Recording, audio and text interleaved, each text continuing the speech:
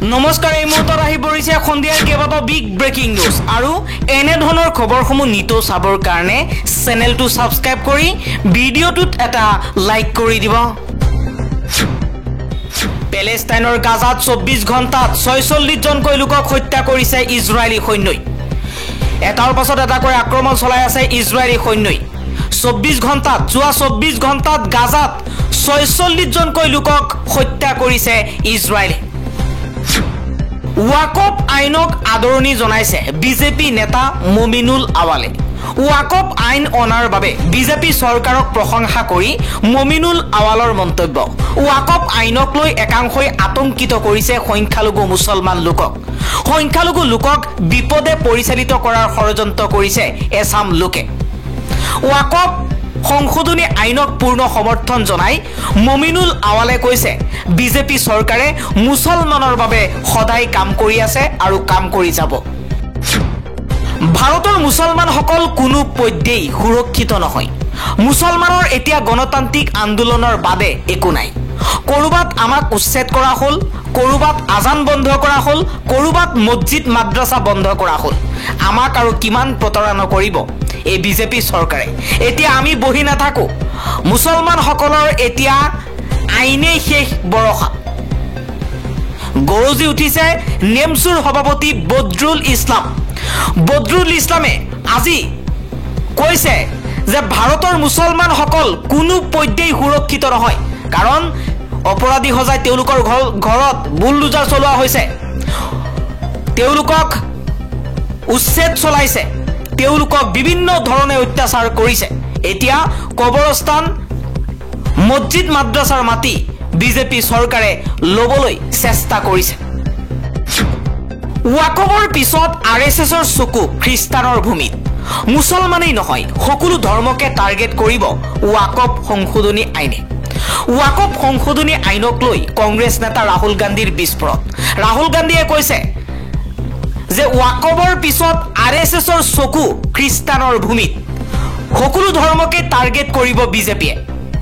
বিজেপিৰ উদ্দেশ্যই হৈছে দেশত অশান্তি, দেশত বিভাজন সৃষ্টি কৰা।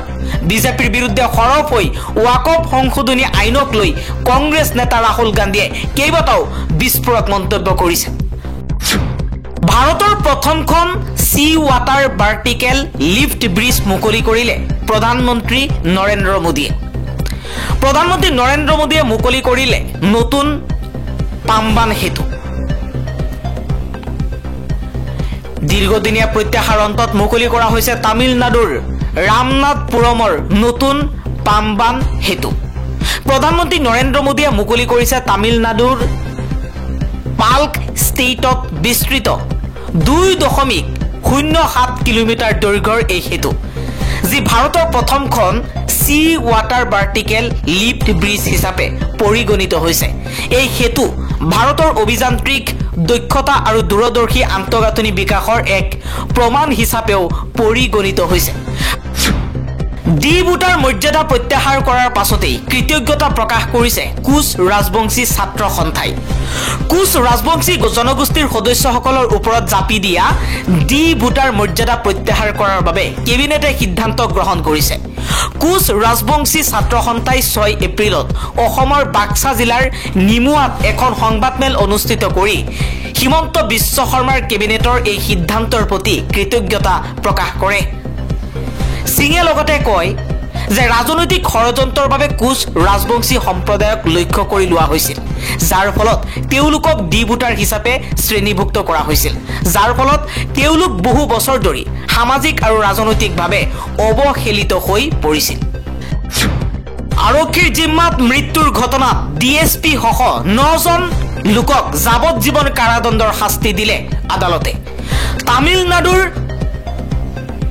টুটিকোৰিনৰ জিলা আদালতে আৰক্ষীৰ জিম্মাত থকা অৱস্থাত এজন লোকৰ মৃত্যুৰ ঘটনাত 9 জনকৈ লোকক যাৱজ্জীৱন কাৰাদণ্ডৰ শাস্তি প্ৰদান কৰিছে। শাস্তি পোৱাসকলৰ ভিতৰত আছে ডিএছপি পৰ্যায়ৰ এজন বিষয়াও, বাকী সকলো প্ৰাক্তন আৰক্ষী কৰ্মী। 1999 চনত টুটিকোৰিন জিলাৰ থালামুথু থানাত আৰক্ষীৰ জিম্মাত এজন ব্যক্তিৰ মৃত্যু হৈছিল। সেই ব্যক্তিজনৰ নাম আছিল ভিনচেণ্ট। তেওঁ আৰু তেওঁৰ পত্নী কৃষ্ণমল আলংগাৰ থাট্টুৰ বাসিন্দা আছিল। ভিনচেণ্টক এটা গোচৰৰ সৈতে জড়িত থকাৰ অভিযোগত হুদা পোছাৰ বাবে থালামুথু থানালৈ অনা হৈছিল। জেৰাৰ বাবে অনাৰ পিছদিনাই ভিনচেণ্টৰ মৃত্যু হয়। সেই সময়ত সন্দেহজনক মৃত্যুক লৈ প্ৰতিক্ৰিয়াৰ সৃষ্টি হৈছিল আৰু তাৰ পাছতেই ঘটনাৰ তদন্ত হ'ল আৰু 9জন লোকক যাৱজ্জীৱন কাৰাদণ্ডৰ শাস্তি প্ৰদান কৰিলে আদালতে। আমাৰ চৰকাৰ আহিলেই ৱাকফ সংশোধনী বিধেয়ক ডাষ্টবিনত পেলাই দিম। এইবাৰ বিজেপি চৰকাৰক চেলেঞ্জ কৰি এই মন্তব্য কৰিছে আৰজেডিৰ নেতা তেজস্বী যাদৱে। নীতিশ কুমাৰক ব্যৱহাৰ কৰি এই বিল আনিছে বিজেপিয়ে। বিহাৰত কোনো পধ্যে কাৰ্যকৰী হ'বলৈ নিদিও বুলি হুংকাৰ দিছে তেজস্বী যাদৱে। সংবিধান উলংঘা কৰি বিজেপিয়ে আনিছে ৱাকফ সংশোধনী বিধেয়ক। গতিকে এই বিধেয়কখন আমাৰ চৰকাৰ থাকিলে ডাষ্টবিনত পেলাই দিম বুলি বিজেপিক কটাক্ষ কৰি নীতিশ কুমাৰক কটাক্ষ কৰি এই মন্তব্য কৰিছে আৰজেডি নেতা তেজস্বী যাদৱে। किसी भी कीमत पे इस बिल को हम लोग बिहार में लागू नहीं होंगे, किसी भी कीमत पे। कूड़ेदान में ये बिल को फेंका जाएगा हमारी सरकार जब बनेगी। পৰৱৰ্তী খবৰ, বিজেপি শাসনলৈ অহাৰ বাবে ন্যায় পালে মুছলমানসকলে। এইবাৰ মুছলমানসকলক ন্যায় প্ৰদান কৰাৰ কথা ক'লে মুখ্যমন্ত্ৰী হিমন্ত বিশ্ব শৰ্মাই। মুখ্যমন্ত্ৰী শৰ্মাই কৈছে 3 তালাক বিলুপ্তিৰ জৰিয়তে সংখ্যালঘু মহিলাক ন্যায় দিলে বিজেপিয়ে। ৱাকফ সংশোধনী বিধেয়ক আইনত পৰিণত হোৱাৰ পিছতেই মুখ্যমন্ত্ৰী হিমন্ত বিশ্ব শৰ্মাৰ এই মন্তব্য। আন এটা খবৰ, আইনত পৰিণত হৈছে ৱাকফ সংশোধনী বিধেয়ক। ৰাষ্ট্ৰপতি দ্ৰৌপদী মুৰ্মুৱে মোহৰ মাৰিলে ৱাকফ সংশোধনী বিধেয়কত। অথলে গৈছে মুছলমান লোকৰ প্ৰতিবাদ। ৰাষ্ট্ৰপতি দ্ৰৌপদী মুৰ্মুৱে ৱাকফ বিধেয়কত সন্মতি প্ৰদান কৰিছে। এই বিধেয়কখন উত্থাপন হোৱাৰ পিছত লোকসভা আৰু ৰাজ্যসভাত তীব্ৰ বিতৰ্কৰ সৃষ্টি হৈছিল। সংসদৰ দুয়োটা সদনত দীঘলীয়া আলোচনাৰ অন্তত বিধেয়কখন গৃহীত হয়। এইবাৰ ৱাকফ বিধেয়কখনে ৰাষ্ট্ৰপতিৰ অনুমোদন লাভ কৰিছে। জানিব পৰা মতে ৰাষ্ট্ৰপতি দ্ৰৌপদী মুৰ্মুৱে ৱাকফ বিধেয়কত স্বাক্ষৰ কৰিছে। ফলত বিধেয়কখন আইনত পৰিণত হ'ব। তাৰ লগতে পূৰ্বৰ ৱাকফ বিধেয়কখনো সলনি হ'ব। কিন্তু সংসদৰ দুয়োটা সদনত কংগ্ৰেছে এই বিভিন্ন বিৰোধী দলৰ সাংসদসকলে বিধেয়কখনৰ বিৰুদ্ধে তীব্ৰ আপত্তি প্ৰকাশ কৰিছে। এই বিধেয়কখনে ভাৰতৰ সংখ্যালঘুসকলৰ অধিকাৰ কাঢ়ি নিব বুলি তেওঁলোকৰ অভিযোগ। বিজেপিয়ে তেওঁলোকৰ ওপৰত ধৰ্মীয় আঘাত দিবলৈ এই আইনখন আনিছিল বুলি মন্তব্য কৰিছে বিৰোধীয়ে। যদিও সংসদৰ দুয়োটা সদনত এই বিধেয়কখন গৃহীত হৈছে, তথাপিও বিৰোধীয়ে এই প্ৰস্তাৱিত আইনখনক বাধা দিবলৈ কঁকালত টঙালি বান্ধিছে। এই বিধেয়কখনৰ বিৰোধিতা কৰি উচ্চতম ন্যায়ালয়ৰ কাষ চাপিছে 2 সাংসদ। ইয়াৰে এজন হৈছে AIM-IMৰ নেতা সাংসদ আছাদুদ্দিন ওৱেইচি। লগতে কংগ্ৰেছ ৱাকফ বিধেয়কক প্ৰত্যাহ্বান জনাই উচ্চতম ন্যায়ালয়লৈ যাবলৈ বাৰ্তা প্ৰদান কৰিছে। এই বিধেয়কখনৰ বিৰোধিতা কৰি আম আদমি পাৰ্টিয়েও উচ্চতম ন্যায়ালয়ত আবেদন দাখিল কৰিছে।